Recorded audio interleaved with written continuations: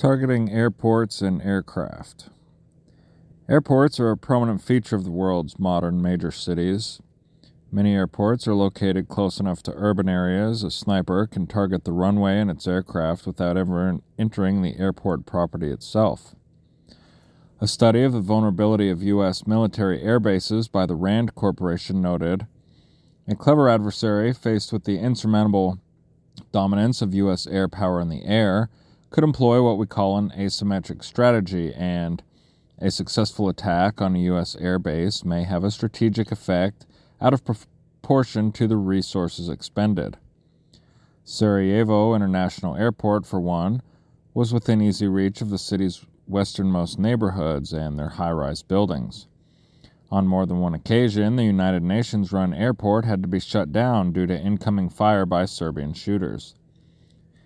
In other instances, civilian airports are isolated to some degree from major urban areas to limit the inconvenience caused by the noise of continually landing aircraft.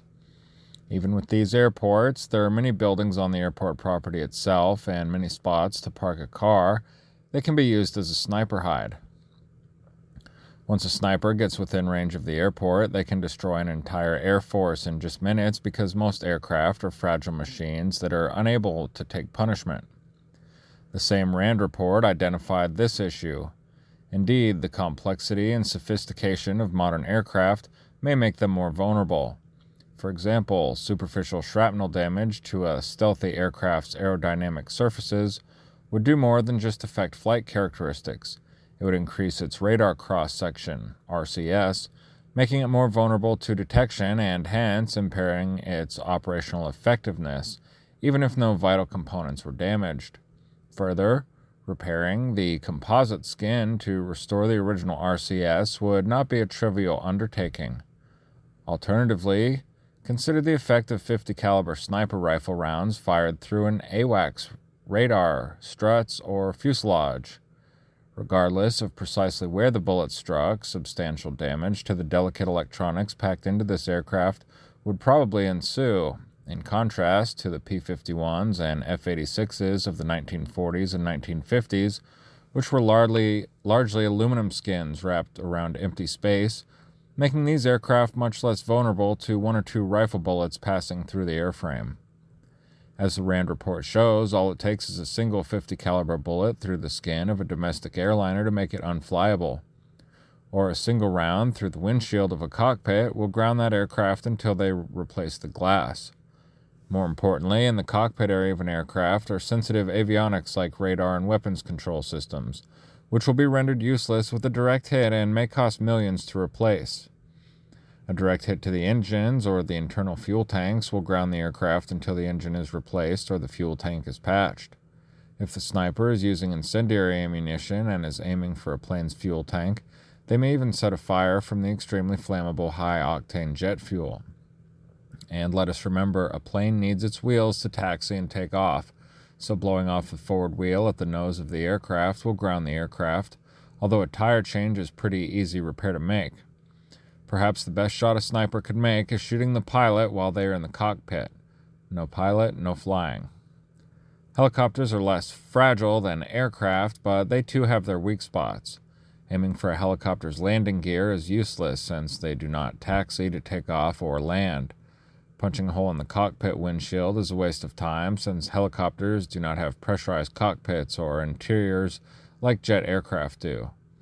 Helicopters do have advanced avionics in the cockpit. A good location to place a shot is at the main rotor shaft, which will ground a helicopter until repairs are made. Because helicopters are low, slow-flying aircraft that also hover, they are prime targets even in flight. Flying helicopters are especially vulnerable in urban areas because there are so many places a sniper can hide. Even Russia's Mi-24 Hind D close attack helicopter, which is armored to withstand small arms fire, cannot survive carefully placed rounds from a 50 caliber rifle. Airbases and airports offer more targets than just airplanes and helicopters, as Rand observed. An airbase is a classic target-rich environment. Besides the aircraft themselves, airbases offer fuel storage facilities, munitions bunkers, the control tower and operations center, navigation aids, crew housing, maintenance facilities, and aerospace ground equipment. We cannot forget a civilian airport is a juicy target because it is a major source of revenue for the state. A separate RAND study about the vulnerability of Los Angeles International Airport, LAX, revealed Los Angeles International Airport, LAX, is vital to Southern California. It is the airport of choice for over 50 million passengers every year. According to Los Angeles World Airports, LAWA, it provides the Southern California economy with over $70 billion in revenue each year. It is vital to Southern California that LAX is a safe and secure airport. The report found LAX could be victimized in a scenario where a sniper set up on airport-adjacent property with a .50 caliber sniper rifle shoots at loaded planes, firing approximately 50 shots over 5 minutes, and from a roof of a high-rise building on the airport perimeter, a sniper using a .50 caliber rifle fires at parked and taxiing aircraft. Targeting ships. If we think about it, most of the world's major cities are built on the water. This is because waterways are a major source for trade, commerce, and transportation. Where is Beirut? On the coast of the Mediterranean Sea. Where is Baghdad? Astride the Tigris River. Where is Stalingrad? Along the banks of the Volga River. Just as airports are located next to major urban areas, so are waterways and ports. These ports are often even closer to urban areas because there are no concerns about sound restrictions or flight paths as with aircraft. Major naval installations have some sort of security perimeter protecting them, but these perimeters can be infiltrated, and there is most likely a building within a mile of the port that can be used to target a seafaring vessel as it enters or exits the relative safety of the docks. Are we a little crazy thinking we can actually take out a battleship or a nuclear submarine with a sniper? Actually, if one studies the characteristics and weaknesses of a seafaring vessel just like they would study a tank or armored car, they will find of a seafaring vessel just like they would study a tank or... Actually, if one studies the characteristics and weaknesses of a seafaring vessel just like they would study a tank or armored car, they will find vulnerable areas that can disable a large seacraft. Case in point, on June 7, 2006, the U.S. Navy held what they call a sink exercise off the coast of North Carolina. The targets of the exercise were 2 Spruance-class guided missile destroyers, the USS Stump and the USS Comme de Gras. At 563 feet long, 7,800 tons, and a crew of 350 men, these sister ships were the biggest destroyers ever built. During the exercise, the Navy opened fire on these ships with a variety of weapon systems to determine their effectiveness. In Jack Dorsey's article for the Virginian Pilot, he noted, the Comme de Gras was targeted initially by a .50 caliber machine guns to demonstrate disabling fire, then 40mm grenade launchers and 5-inch guns. The Mason, a U.S. Navy destroyer, using a 20mm cannon for close-in protection, demonstrated how it could disable a ship without sinking it. Part of the test was to see how good it was for taking off various parts of the ship, say the rudder post, Franken said. We do it to slow the ships, Wheel-Dryer said. It was extremely accurate. The U.S. Navy already knows accurate .50 caliber and 20mm fire can disable a ship on the open seas.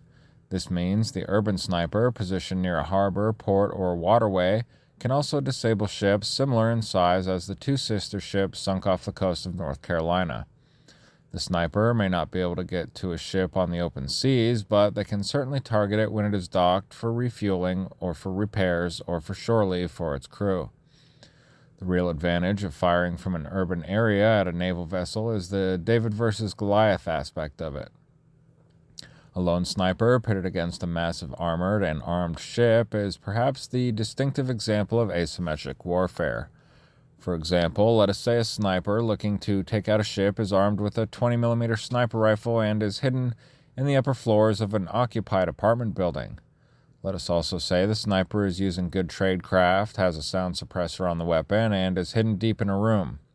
Most likely the ship and its crew will be unable to determine from what location the firing is coming. If the ship and crew did detect the general area or the building the fire was coming from, what are they going to do about it? Open fire with a 5-inch naval gun? Launch a cruise missile? pound the surrounding city with its 20mm phalanx Gatling gun? A sea vessel is not a counter-sniper weapon and is not equipped for the surgical removal of a lone gunman in a populated urban area. If the ship and crew responded to the sniper with their high-powered weapons, they would butcher the surrounding populace and destroy the surrounding infrastructure. If the ship is doing a layover at its home port, then the crew would be killing their own citizens and destroying their own real estate. A win-win situation for the guerrilla sniper. With just a dozen well-aimed shots, the sniper, armed with intimate knowledge of their target, could shoot out the ship's various radar systems, antennas, expose munitions like anti-ship missiles or depth charges, and various anti-missile countermeasure systems. In the space of 60 seconds, the shooter could render the vessel incapable of conducting seaborne operations, cause millions of dollars of damage, delay launching of the ship until repairs were made, and cause secondary explosions, further damaging the vessel. To effectively cripple an enormous target like a ship, the sniper has to do some target analysis. For the purpose of learning, we will use the HMS Nottingham, which is a British naval vessel. First, if we type the name HMS Nottingham into Google, we get a bunch of links and images back. Then we select an article from Wikipedia, and we get some basic information about the ship. Wikipedia says the HMS Nottingham D91 is a Batch 2 Type 42 destroyer of the Royal Navy, named after the city of Nottingham, England. She was launched on February 18, 1980, and commissioned on 8 April 1983, and is the sixth ship to bear the name. We also get basic information like the ship weight, 4,820 tons, and crew size, 271 total, 27 officers, 71 senior rates, 173 junior rates. Now we have some background information. We need something better. Further web surfing reveals an article from bbc.co.uk offering a virtual video tour of the ship, including the bow, the stern, the hangar, the engine room, and the bridge. Then, from that site, we find a link to royal-navy.mod.uk, where we can surf the Nottingham's official website. On that, we learn about the history of the ship to include a picture and biography of the current ship commander. While that information is good as background, we still need the specific components of the ship to target. After some more web surfing, we hit the mother lode, steelnavy.com, which has a complete model of a Type 42 destroyer and pictures to include the directions and ship components. Of course, studying a big ship like a Type 42 destroyer could take weeks to find the exact components and the weakest parts of those components, but the point is the information is out there and readily available. Targeting submarines. Submarines are even more vulnerable to the urban sniper than are surface ships. Most submarines do not even have weapons capable of returning fire to sniper, unlike a surface vessel. If the sniper targets a nuclear-powered submarine armed with intercontinental ballistic missiles, what is a submarine's crew going to do? Launch a nuclear missile at the sniper? In this case, the nuclear-powered and nuclear-armed submarine, perhaps the most destructive weapon on the planet, is completely helpless as its weapon systems are utterly inappropriate for the threat. The submarine might be able to turn Moscow into a radiated parking lot, but it cannot touch the lone gunman with a bolt-action rifle.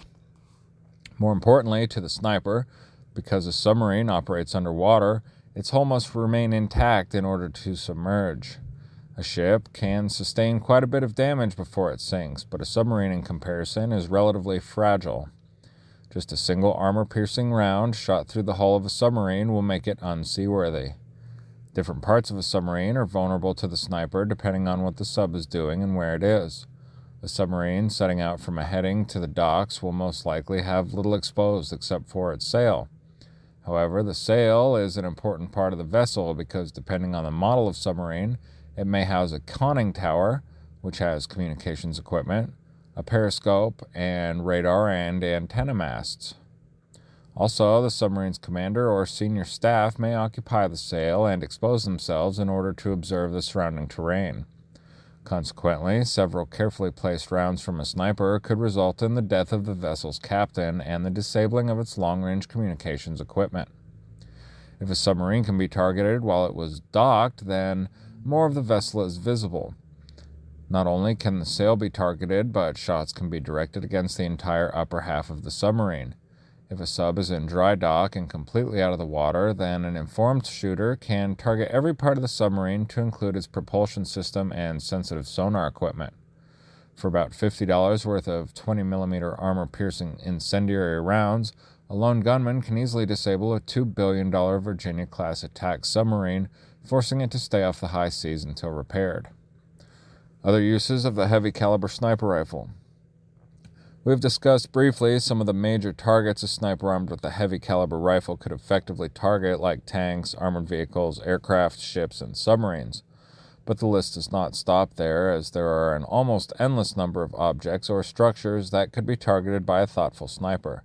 For example, Time magazine carried an article in the June 20th, 2005 edition by Mark Thompson detailing how 50-caliber sniper rifles could be used to target and penetrate the armored security towers that protect nuclear power plants.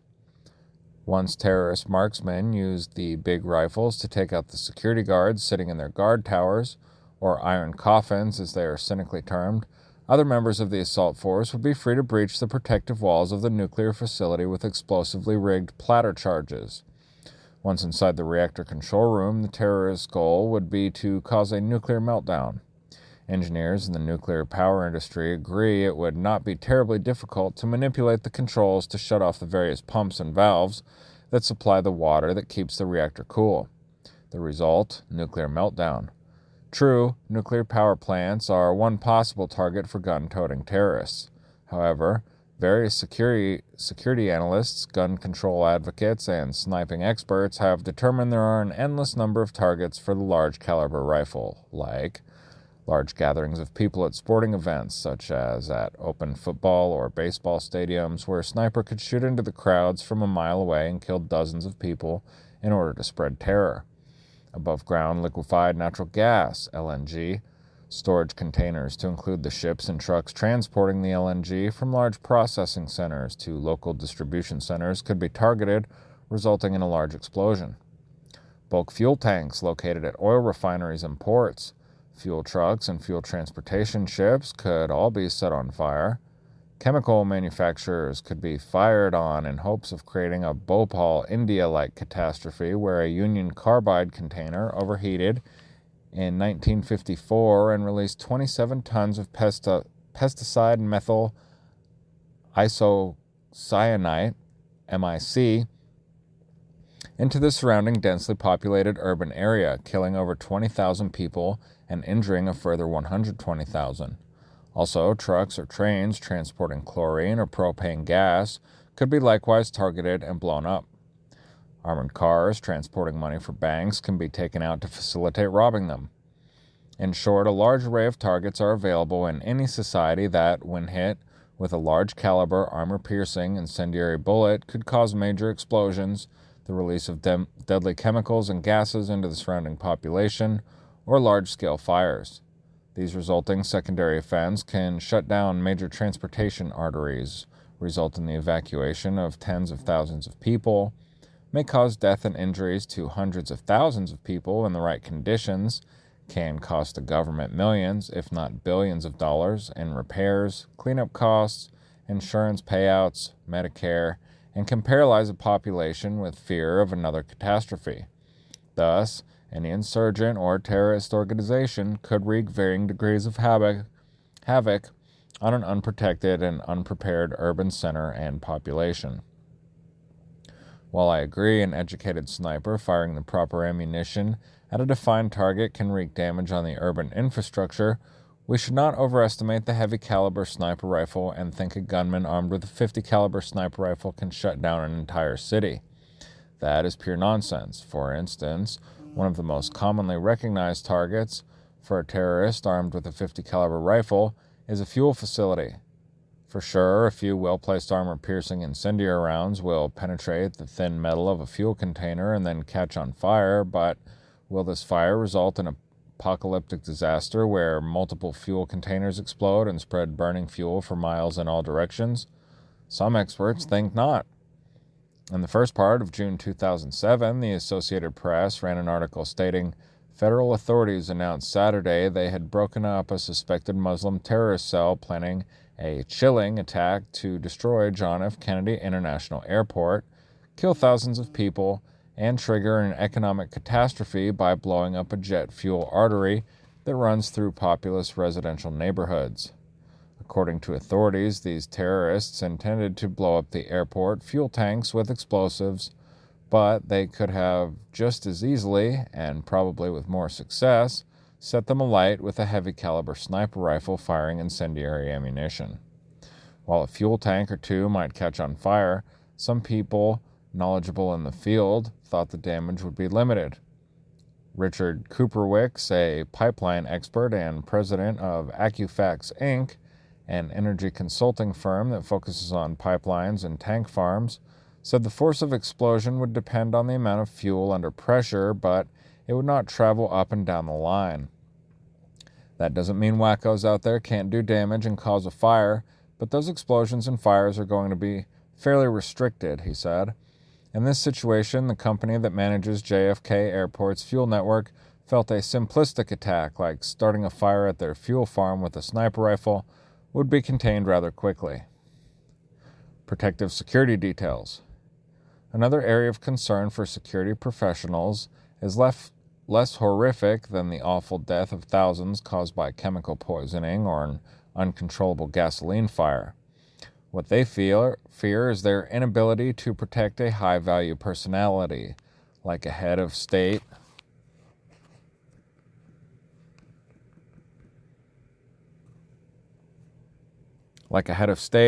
from a sniper armed with a heavy-caliber rifle. Don Edwards, a career Secret Service officer, wrote a National Defense University thesis about such a threat. In his thesis, Edward laconically summarizes, there is an historical precedent for the use of large-caliber weapons against individual personal targets. Technology has greatly enhanced the range and lethality of man-portable large-caliber weapons.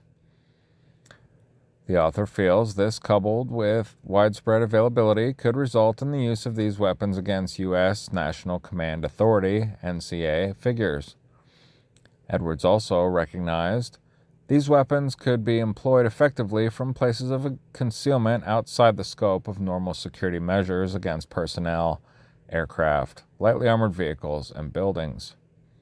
They are more accurate than shoulder-fired rockets and immune to electronic countermeasures.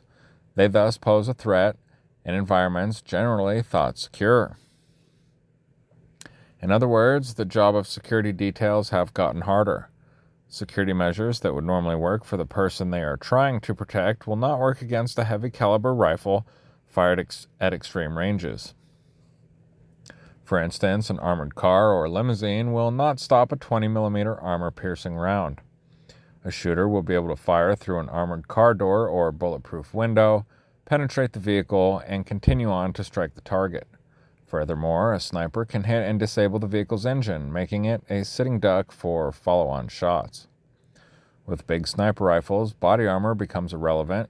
A .50 caliber sniper rifle firing armor-piercing ammunition will go through the front ceramic plate of body armor, go through the person wearing it, go out through the back plate of ceramic armor, and then drill the person being protected. So, a bodyguard placing themselves in front of a sniper's bullet will not protect the target.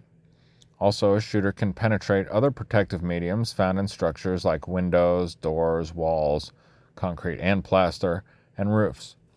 Not only will a large bullet penetrate these mediums, there may be little or no deflection to throw the shot off the intended target. A shooter firing from an extremely far distance will most likely be able to get a shot off before they are detected by even alert counter-sniper teams.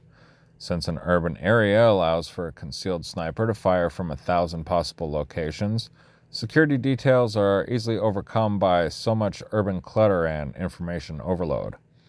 It could take hundreds of men to truly protect a dignitary from the threat of a sniper in a densely populated urban area.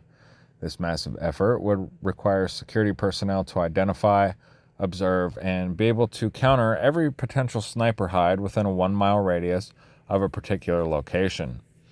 Additionally, the extreme ranges a 50 caliber sniper rifle could be fired from would negate most counter-sniper technology, which is only effective at relatively close distances of 500 meters or less. Guerrillas and heavy caliber sniper rifles.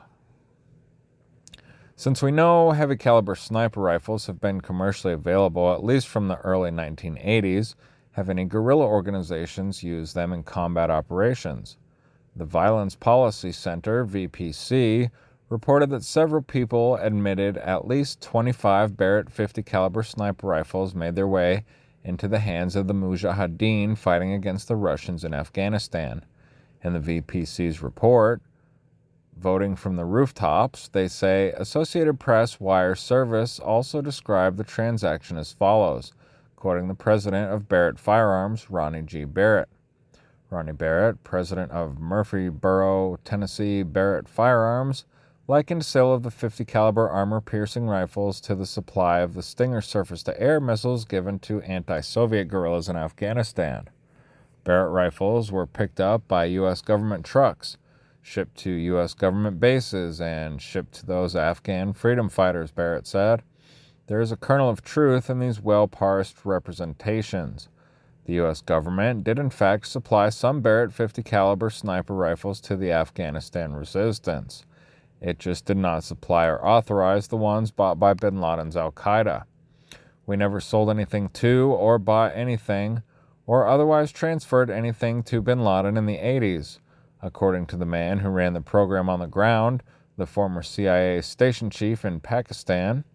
While al-Qaeda might very well have U.S.-produced 50 caliber sniper rifles, they could just as easily have bought similar weapons from a dozen other countries through illegal arms dealers and their own clandestine intermediaries.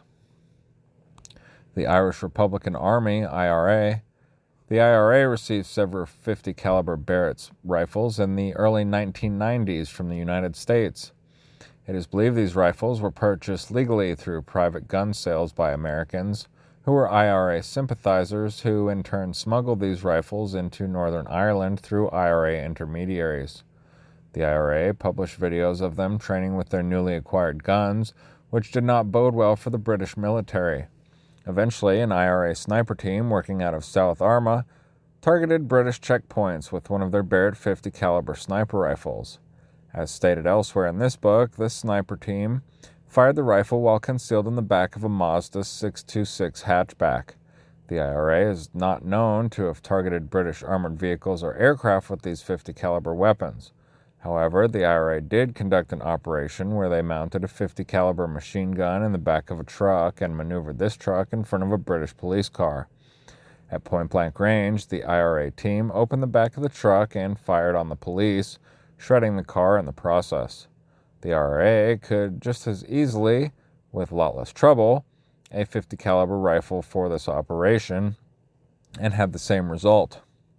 In another incident, IRA snipers did engage a British vessel, the HMS Signet, off the Irish coast, but failed to significantly damage the craft. The Kosovo Liberation Army, KLA. The Kosovo Liberation Army, KLA, received several hundred 50 caliber sniper rifles in the late 1990s for their war against Serbia. The man instrumental in getting the KLA their weapons was a gunrunner by the name of Florin Krasniqi. Krasniqi, an Albanian by birth, entered the United States illegally in 1989, smuggled across the Mexican border in the trunk of a car. When war came to Kosovo in 1990, illegible, Krasniqi was ready and willing to help the KLA by shipping them weapons. It was easy. Krasniqi, who lives in Brooklyn, New York, noted, "Anything you need to run a small guerrilla army, you can buy here in America. You have all the guns you need here to fight a war. M16s, that's what the U.S. soldiers carry in Iraq. All the rifles which U.S. soldiers use in every war, you can buy them in a gun store or a gun show. By far, the weapon of choice was a 50 caliber rifle. You could kill a man from over a mile away. You can dismantle a vehicle from a mile away. It was easy for Krasniqi to go out and buy any weapon he needed from private arms dealers at local gun shows. All he needed was a credit card and a clean criminal record, and he could buy as many guns as he wanted, no questions asked. Krasniqi eventually had several other people who lived in different parts of the country buy guns for him, thus reducing his signature. Then they flew the guns to his native Albania on commercial flights. All they did was officially declare the weapons as hunting rifles, and the airlines allowed them to ship the weapons with the rest of the regular baggage. Krasniqi's team of gun runners never had a problem getting the guns out of the United States, but they often had to switch flights in Switzerland, and the authorities there wanted to know what they were doing with such powerful weapons. So Krasniqi told them they were going elephant hunting. The Swiss officials were skeptical because there were no elephants in Albania. Krasniqi told them they belonged to a hunting club in Albania which organized trips to Tanzania. Eventually, Krasniqi actually bought an elephant in Tanzania for $10,000, which he never saw, in order to prove they were elephant hunters. The ruse worked because they continued to fly their weapons from the United States through Switzerland and into Albania. The KLA had a voracious appetite for .50 caliber rifles, so sending out the big guns in 2s and 3s was too slow a process. Former Newsweek correspondent Stacy Sullivan, author of Be Not Afraid, For You Have Sons in America, a book about Krasniqi, described how Krasniqi clandestinely increased the flow of rifles without getting caught by American authorities. The trickle of rifles became a flood, with 100 being flown out at once. All Krasniqi did was move the rifles by truck to John F. Kennedy Airport in New York City and conceal the weapons with legitimate humanitarian goods like food and clothes. The pallets filled with the rifles were never inspected or x-rayed.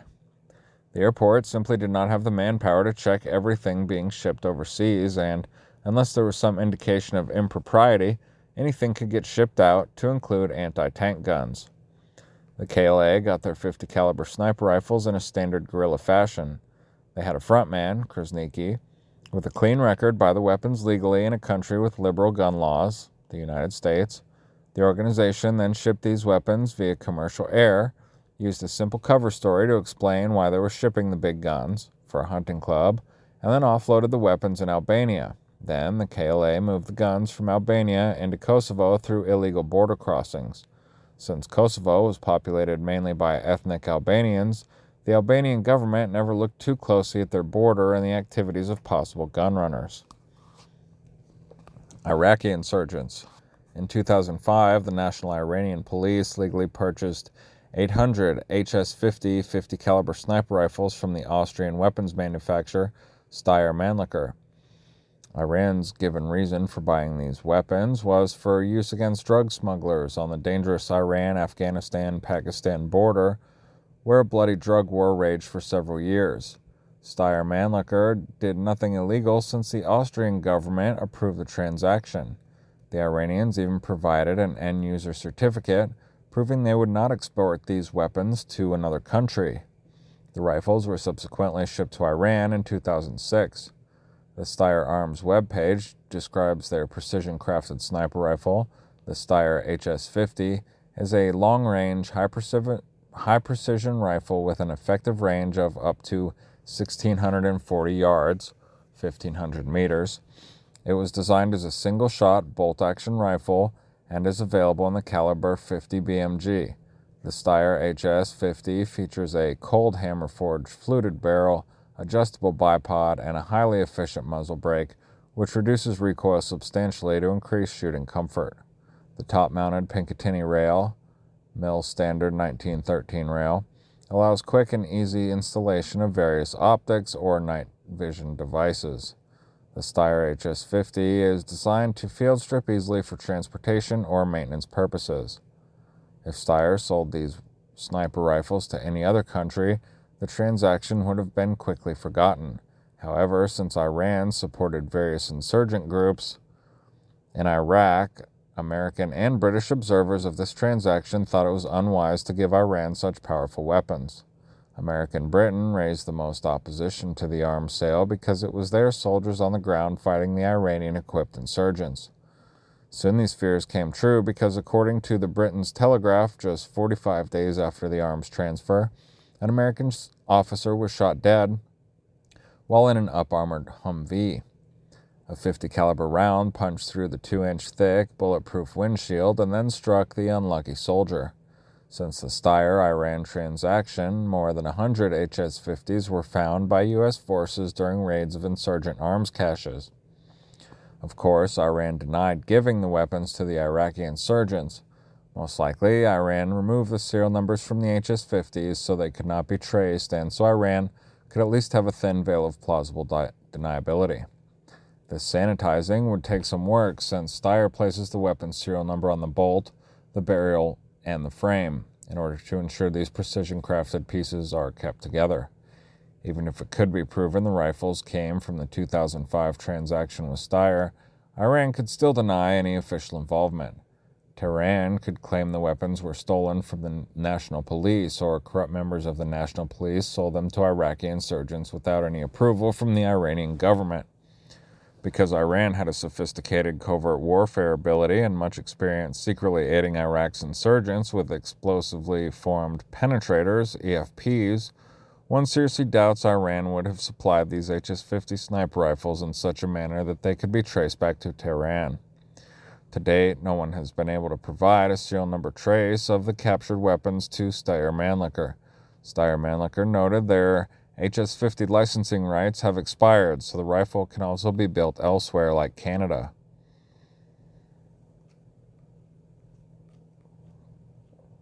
Revolutionary Armed Forces of Colombia, FARC. In January 2006, 10 foreign nationals, 9 Colombians and 1 Palestinian, were indicted in a Miami federal court for a variety of crimes. All 10 were captured in Bogota. Colombia is the culmination of a sophisticated sting operation. The 10 were planning to smuggle people and drugs into the United States and intended, in turn, to transfer 50 .50 caliber sniper rifles and 2 helicopters to the FARC. While the DEA thought they were dealing with representative of Colombia's deadliest insurgency movement, they were in fact set up by undercover agents. If the would-be arms dealers did not get busted when they did, they could have easily acquired 50 heavy caliber rifles, legally, just like the KLA did. While the FARC did not receive any of the 50 caliber rifles from this criminal crew, the FARC, with their almost endless coffers of cocaine millions, could easily buy such weapons from any number of countries in the future. Heavy caliber rifles in action. Even though the destructive potential for heavy caliber rifles in an urban guerrilla war is immense, how come they're not being used? Al-Qaeda has more than a couple Barrett 50 caliber rifles in Afghanistan, so where are the NATO armored cars being shot up in Kabul and elsewhere? Only one IRA team successfully used a 50 caliber sniping rifle in their operations against the British. The KLA had several hundred 50 caliber sniper rifles, but where were the reports of Serbian helicopters, fuel dumps, and vehicles being shot up? The Iraqi insurgents had at least 100 HS-50 sniper rifles, but only managed to shoot a single soldier with them. What about the juicy, lucrative targets all over the world, from naval bases to commercial airports? Iran's study of attacks on military airfields from 1940 to 1992 failed to reveal a single attack by heavy caliber sniper rifles.